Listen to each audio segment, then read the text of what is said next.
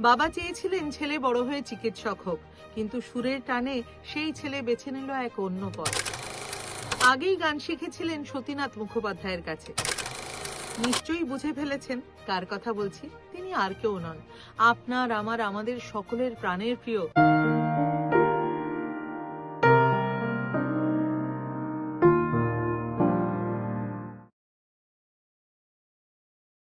বাংলা গানের ইতিহাসে তিনি এক উজ্জ্বল নক্ষত্র।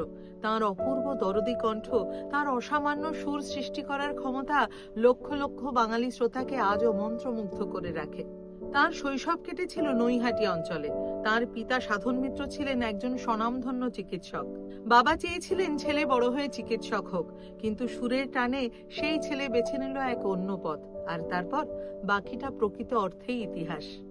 আগেই গান শিখেছিলেন সতীনাথ মুখোপাধ্যায়ের কাছে, তারপর কলকাতায় এসে শিষ্যত্ব গ্রহণ করলেন সুধীরলাল চক্রবর্তীর। নিশ্চয়ই বুঝে ফেলেছেন কার কথা বলছি। তিনি আর কেউ নন, আপনার আমার আমাদের সকলের প্রাণের প্রিয় শ্রী শ্যামল মিত্র। এরপর বেতারে গান গাওয়া দিয়েই শ্যামল মিত্রের শিল্পী জীবন শুরু হলো। তার প্রথম রেকর্ড প্রকাশিত হয় 1951 সালের জুন মাসে। পবিত্র মিত্রের কথায় এবং সুধীরলাল চক্রবর্তীর সুরে তিনি গেয়েছিলেন মোট 2টি গান। গান দুটি ছিল শোনো শোনো ওগো কাছে এসো এবং বন্ধুগো জানিয়ে এসেছিলে।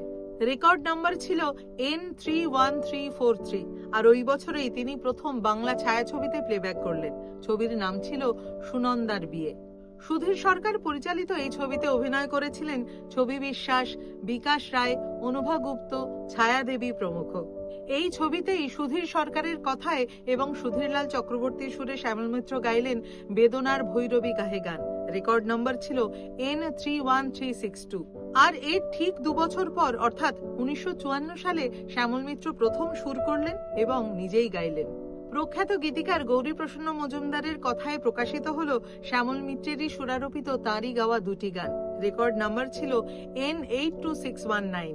একটি গান ছিল মহুল ফুলে জমেছে মৌ, আরেকটি গান বাঙালি শ্রোতারা আজও সমানভাবে মনে রেখেছে। কি সেই গান? সেই গানটি হলো এমন দিন আসতে পারে যখন তুমি দেখবে আমি নাই, আমায় তুমি ভুল বুঝো না যেন, তোমার আগে আমি যদি যাই। আজ তবে এইটুকু থাক, দেখা হবে পরের পর্বে। নতুন কোনো কাহিনী নিয়ে আবার ফিরে আসছি নতুন পর্বে। সকলে খুব ভালো থাকো।